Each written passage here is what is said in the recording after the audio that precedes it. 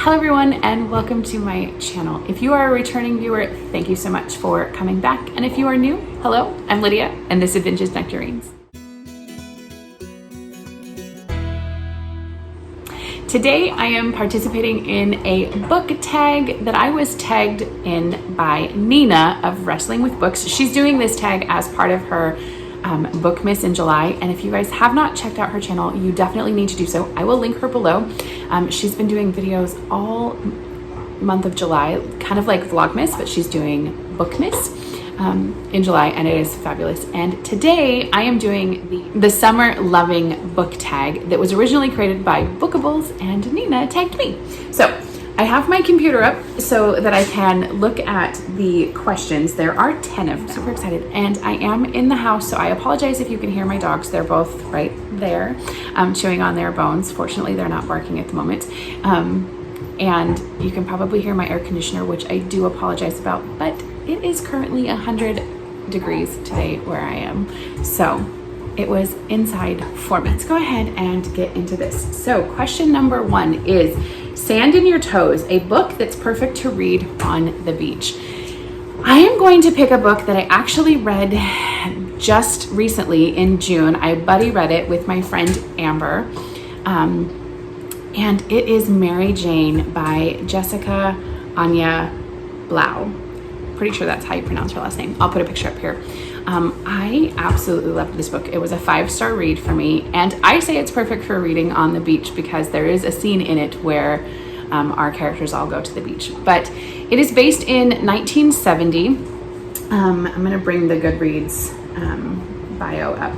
So it says, in 1970 Baltimore, 14-year-old Mary Jane loves cooking with her mother, singing in the church choir, and enjoying her family's subscription to Broadway show tunes of the Month Club. Shy, quiet, and bookish, she's glad when she lands a summer job as a nanny for the daughter of a local doctor. A respectable job, Mary Jane's mother says, in a respectable house. The house may look respectable on the outside, but inside it's a literal and figurative mess. Clutter on every surface, cereal and takeout for dinner, and even more troublesome. Were Mary Jane's mother to know, which she does not. The doctor is a psychiatrist who has cleared the summer for one important job, helping a famous rock star dry out. A week after Mary Jane starts, the rock star and his movie star wife move in. Over the course of the summer, Mary Jane introduces her new household, ironed clothes, and has a front row seat to a liberal world of sex, drugs, and rock and roll, not to mention group therapy. Caught between the lifestyle she's always known and the future she's only just realized is possible, Mary Jane will arrive at September with a new idea about what she wants out of life and what kind of person she's going to be. I loved this book. The characters in this story are so endearing. Really kind of get so invested in the lives, especially of that of Mary Jane and the little girl she nannies, whose name I'm blanking on at the moment. I'll put it down here. But then the rock star and his wife, I think honestly they were probably 2 of my absolute favorite characters in the entire story, but I love the doctor and his wife. But Mary Jane comes from this very kind of like uptight, quiet home, and she gets the opportunity to see a whole new lifestyle, and she's just opened up to things that she's never experienced before, and one of them is going to the beach and wearing a bikini for the first time. I was laughing at parts of this book. I was definitely crying at others, and it was so fantastic. It's such a great read. It's very similar to me. It feels like it's in that same vein of Daisy Jones and the Six by Taylor Jenkins Reid. And so if you like those types of historical fiction books, I definitely recommend this one. I absolutely loved it. So that was question number 1. Okay. Number 2 is Summer Thunderstorm, a book that truly spooked you. So the book I'm going to pick for a book that spooked me is a true crime story. Sorry, my dog. Called I'll Be Gone in the Dark, One Woman's Obsession with Solving the Golden State Murder. What is it? No. So I'll Be Gone in the Dark, One Woman's Obsessive Search for the Golden State Killer. This was written by Michelle McLemore. She was a famous journalist who was also married to famous actor Patton Oswalt. Unfortunately, she died while investigating and writing this book. So the book was finished with the help of her research assistant and her husband. But this book was spooky to me because this man terrorized parts of California for years, and the authorities just really never had any solid leads. So it's a masterful true crime account of the Golden State Killer, the elusive serial rapist turned murderer who terrorized California for over a decade. From Michelle McLemore, the gifted journalist who died tragically while investigating the case. You'll be silent forever, and I'll be gone in the dark. That was a famous thing that the serial rapist said. For more than 10 years, a mysterious and violent predator committed 50 sexual assaults in Northern California before moving south, where he committed 10 sadistic murders. Then he disappeared, eluding capture by multiple police forces and some of the best detectives in the area.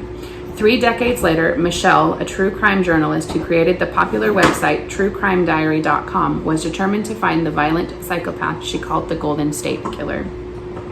Michelle pored over police reports, interviewed victims, and embedded herself in the online communities that were as obsessed with this case as she was. At the time of the crimes, the Golden State Killer was between the ages of 18 and 30, Caucasian, and an athlete. After choosing a victim, he favored suburban couples. He often entered their homes when no one was there, mastering the layout. He attacked while they slept, using a flashlight to awaken and blind them. Though they could not recognize him, his victims recalled his voice, a guttural whisper through clenched teeth, abrupt and threatening. I'll Be Gone in the Dark, the masterpiece McLemore was writing at the time of her sudden death, offers an atmospheric of a moment in American history and a chilling account of the criminal mastermind and the wreckage he left behind. It is also a portrait of a woman's obsession and her unflagging pursuit of the truth. Framed by an introduction by Gillian Flynn and an afterword by her husband, Patton Oswalt, the book was completed by Michelle's lead researcher and close colleague.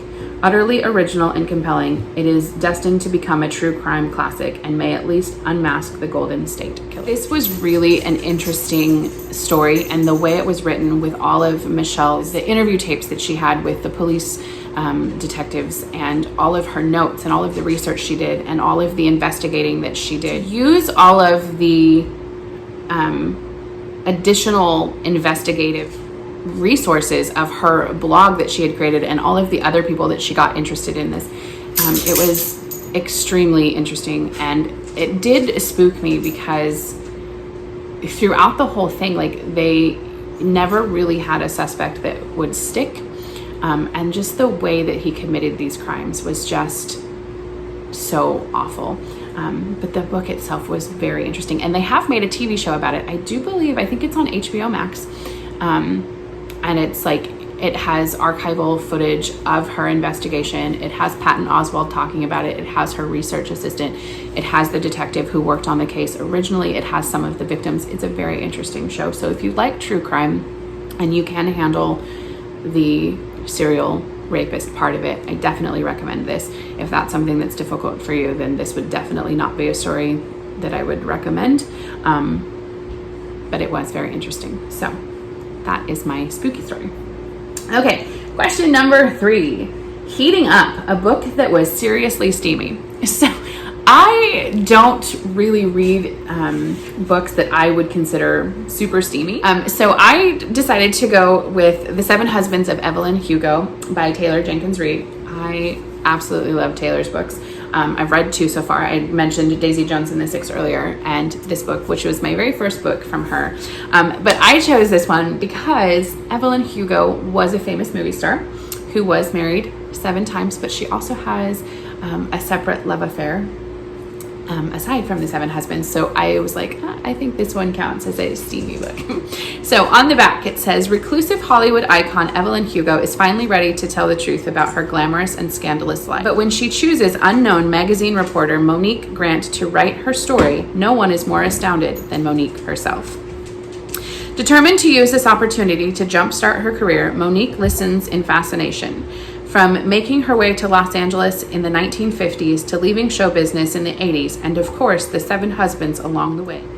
Evelyn unspools a tale of ruthless ambition, unexpected friendship, and a great forbidden love. But as Evelyn's story nears its conclusion, it becomes clear that her life intersects with Monique's own in a tragic and irreversible way. Written with Reed's signature talent for creating complex, likable characters, this is a mesmerizing journey through the splendor of old Hollywood into the sobering realities of the present day as two women struggle with what it means and what it costs to face the truth. I absolutely love this book. I gave it 5 stars. If you like that old Hollywood glam, this is great for that, because you totally get to see that through the eyes of, you know, this Hollywood actress who was there during the early stages of her career, all of the things that she was willing to do, the men she was willing to marry to further her career, and then the true love story of her life and how that wasn't something that she really got to have. So I definitely recommend this. It is number 4, Rained Out, a book that you were anticipating but was let down by immensely. And unfortunately, I have to go with The Maidens by Alex Michaelides. I don't know if that's how you pronounce his name. It's Greek. So he's also the author of The Silent Patient, which I do also own. I have not read it yet, but I was so excited to read this book. It's about these women who have a secret society at a university, and it kind of reminded me of The Skulls, which is a male secret society. And so I tried for the longest time to get my hands on this, and every time I would go, it would be sold out at the local bookstores, and I didn't want to order it online if I could get away with that. But then I happened to get it for my birthday from my friend, so I was so excited. But let me just go ahead and read. So it says, a spellbinding tale of psychological suspense weaving together Greek mythology, murder, and obsession. Edward Forska is a murderer. Of this, Marina is certain. But Forska is untouchable, a handsome and charismatic Greek tragedy professor at Cambridge University. Forska is adored by staff and students alike, particularly the members of his secret society of female students known as the Maidens. Marina Andros is a brilliant but troubled group therapist who's become fixated on the Maidens when one member, a friend of Marina's niece, Zoe, is found murdered in Cambridge. Marina, who was once herself a student at the university, quickly suspects that behind the idyllic beauty of the spires and turrets and beneath the ancient traditions lies something sinister, and she becomes convinced that despite his alibi, Edward Forska is guilty of the murder. But why would the professor target one of his students, and why does he keep returning to the rites of Persephone, the maiden, and her journey to the underworld? When another body is found, Marina's obsession with proving Forska's guilt spirals out of control, threatening to destroy her credibility as well as her closest relationships. But Marina is determined to stop this killer, even if it costs her everything, including her own life. So the synopsis sounds amazing. And I did give it, I think I gave it 3 stars, maybe 4, because there are parts of the story that I really like. The character building is great. You definitely get to see why our main character, Marina, becomes obsessed with Edward. And Edward is a very complex character, and I do like the way he is written. And I did like all of the Greek mythology tie-ins. And Alex did do a great job of really, making you think that you had figured the story out. Like, I was convinced almost up till the end that I knew who the murderer was and why things were happening. But if I'm being completely honest, I was 100% let down by the ending. I did not think that the ending matched the rest of the story. And I honestly was left thinking, like, why did he even go there? To me, it didn't fit. It didn't feel like the ending matched the story. So I was unfortunately let down by this. I am hoping that I like The Silent Patient more. I do know that people say that Alex is great at having that plot twist in there, and the ending for this was definitely a plot twist. I just didn't enjoy it. So I'm hoping that I like the other one better. So I do recommend this. I still think it's a good story. I was just disappointed in the ending. But I know lots of other people really, really loved it. Number 5, Vacay Mode, a book that features a vacation. With this one, I'm taking the vacation aspect and stretching it slightly. But I chose the Jane Austen Society by Natalie Jenner. And can we, for 1 second, just talk about how beautiful this cover is? I read this last summer. Part of what drew me in, of course, is the cover, but also that it's about Jane Austen, which is one of my favorite authors. But then on the back, another one of my favorite authors, Pam Janoff, wrote that says, for fans of the Guernsey Literary and Potato Peel Pie Society, they will enjoy this Jane Austen book, a charming and memorable debut which reminds us of the universal language of literature and the power of books to unite and heal. And I love both Pam Janoff, but I loved the Guernsey Literary book, so I instantly knew I wanted to give this a go. Just after the Second World War, in the small English village, an unusual but like-minded group of people band together to attempt something remarkable. In the early 1800s, Chawton was the final home of Jane Austen, one of England's finest novelists. By the 1940s, little remains of her legacy, but a few distant relatives and their diminishing estate, including the cottage where Austen wrote or revised her books. With the winds of change blowing through the country in the post-war days and the cottage's future now in the hands of fate, a group of desperate individuals fight to preserve both Austen's home and her legacy for the world.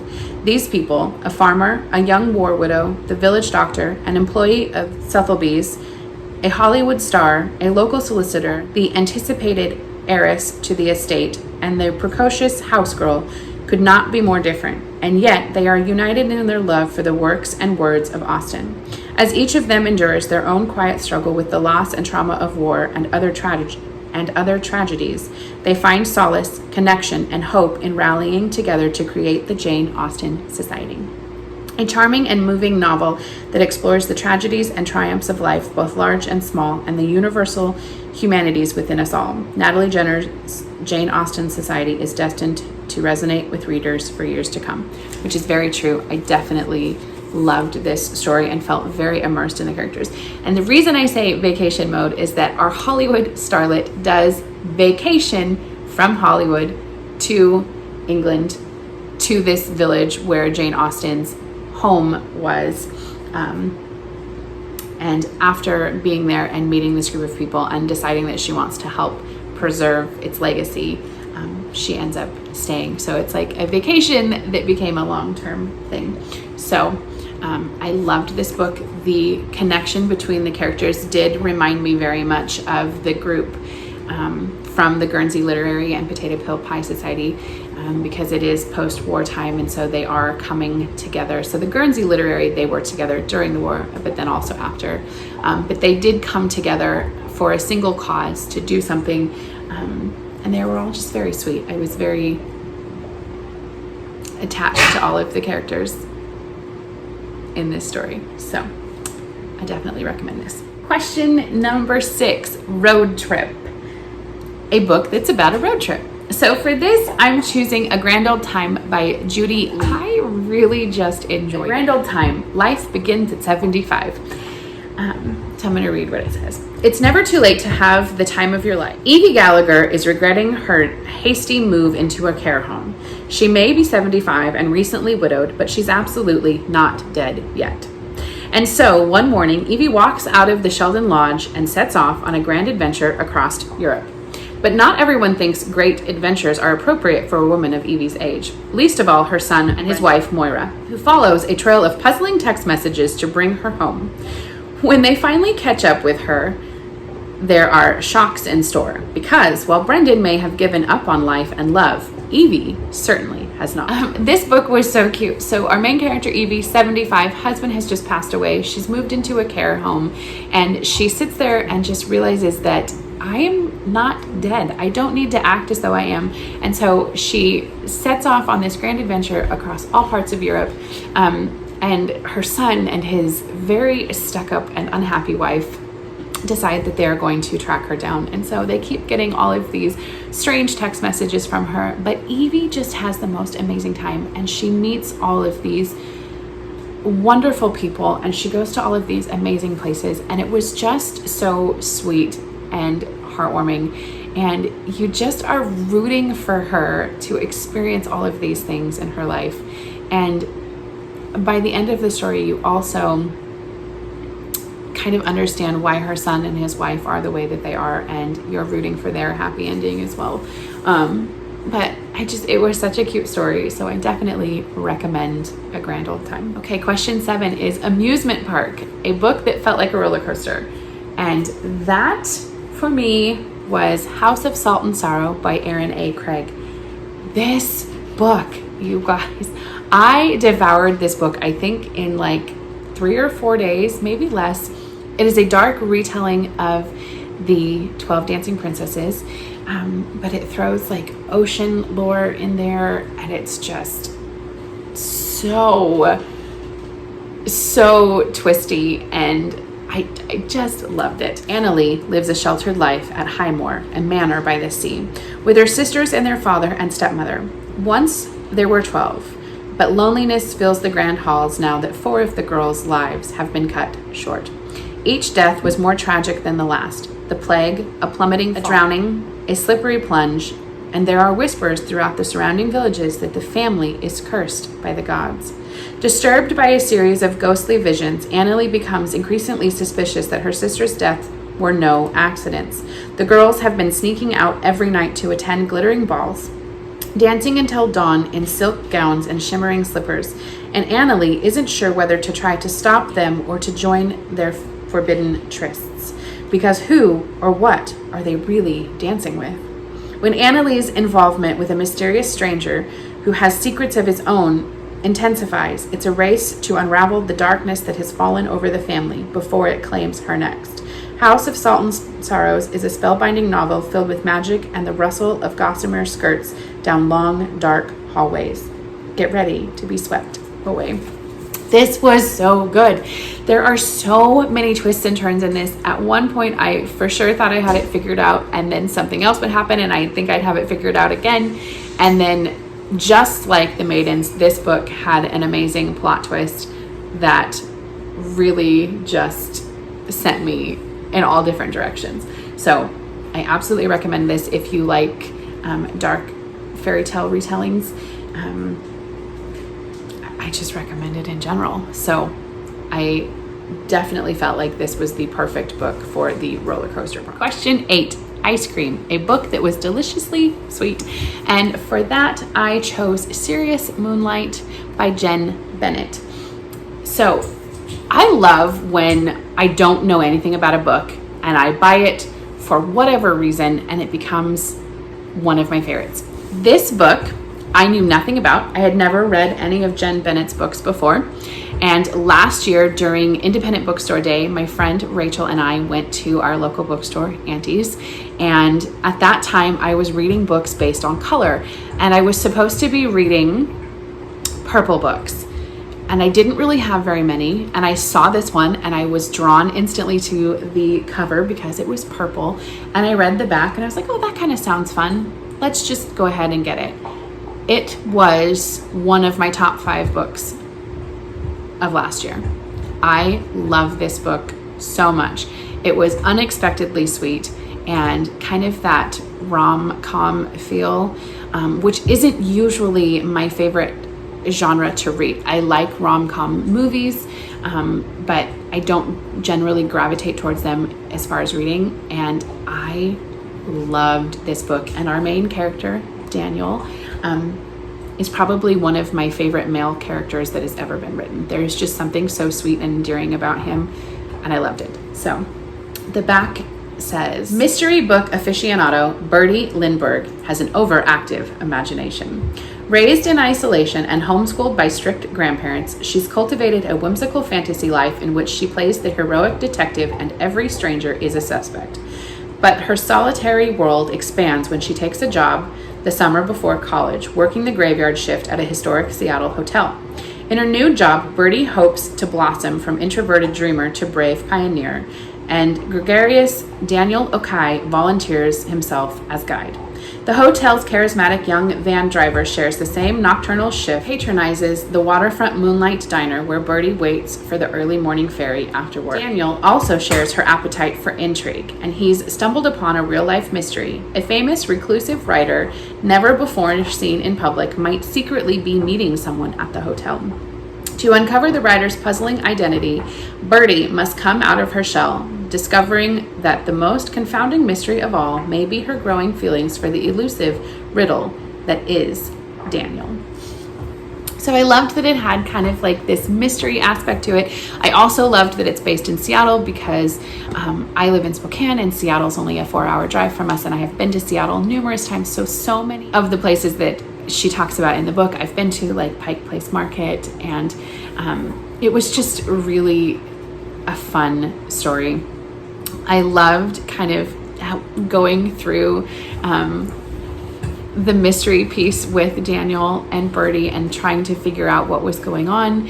I loved the relationship between Daniel and Birdie. I loved Daniel so much as a character. I loved Birdie's godmother in this, and her grandparents, and getting to kind of see why they had, decided to homeschool her and why she kind of grew up sheltered. Her godmother is this amazing, I'm pretty sure she's a model. No, she's a fashion designer, and she creates these like extremely crazy, elaborate, over-the-top outfits. And she was just a really fun character. And then in the end, when you figure out what's going on, it's just like another layer to the story that was really fun. So this book was deliciously sweet, and honestly, I didn't see it coming. I didn't expect to love it as much as I did. And like I said, it was one of my top books from last year. So I 100% recommend it.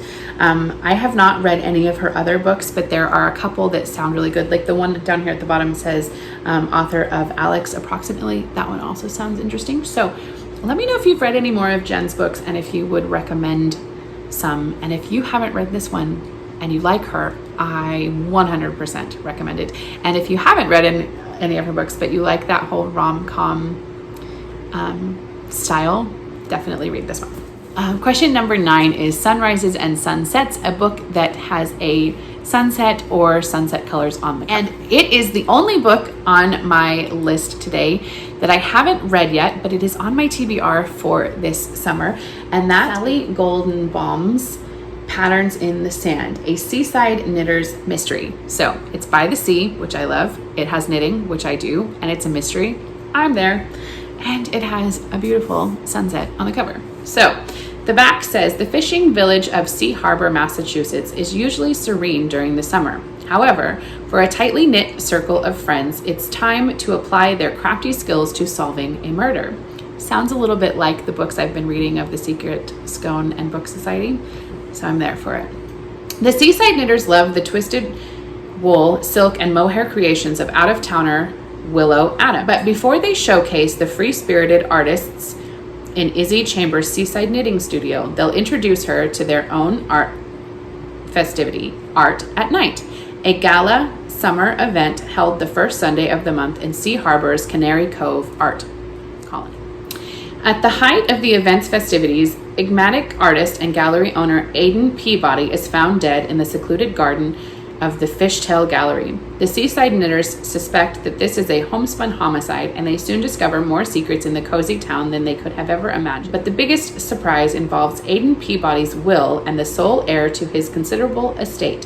Faster than you can say seed stitch, the knitters find themselves unraveling Willow Adams' less savory creations from the past. So, that sounds really fun.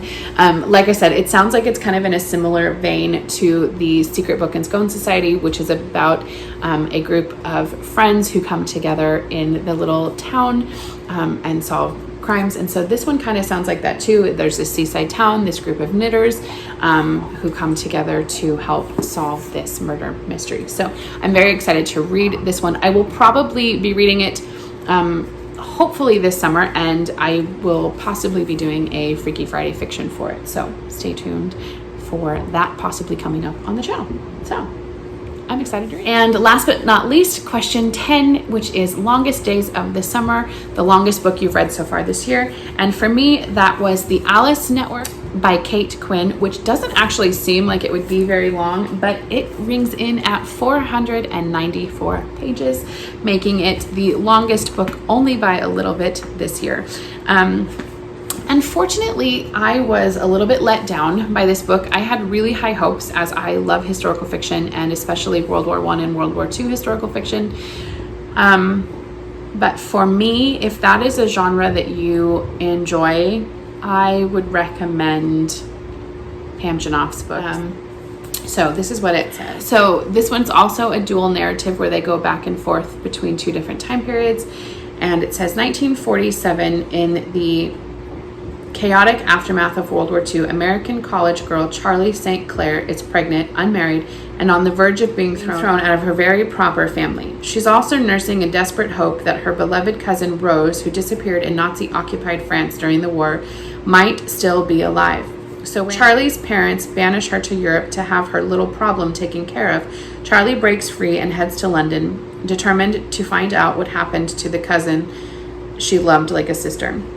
1915, a year into the Great War, Eve Gardner burns to join the fight against the Germans and unexpectedly gets her chance when she's recruited to work as a spy. Sent into enemy-occupied France, she's trained by the mesmerizing Lil, code-named Alice, the Queen of Spies, who manages a vast network of secret agents right under the enemy's nose.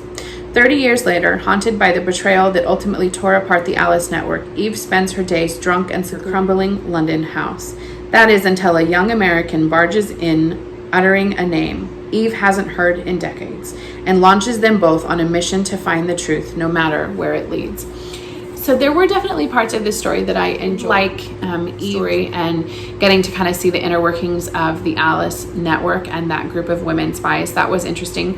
And then our 1947 storyline with Charlie was also intriguing, and I liked getting to see Eve as an older woman who had come through the war. And so you do get some endearing characters along the way, and you are really kind of invested in what's happening. But for me, for some reason, the story just fell a little bit short, and I was a little disappointed, I guess. It is based on true accounts of things that happened, but the author did take some creative leeway with it as well. That was my longest book of the year. So the last thing for me to do is to thank Nina for tagging me in this video. It was so fun. I hope you guys enjoyed hearing my book selections for this. Let me know in the comments if you've read any of these books or if I have convinced you to do so. I enjoyed them all. And then to tag two fellow book lovers. So I am going to tag Heather of the Disney Housewife and Abby from the Disney Sisters. I will link both of them below, as well as Nina, and I can't wait to see the books that they pick.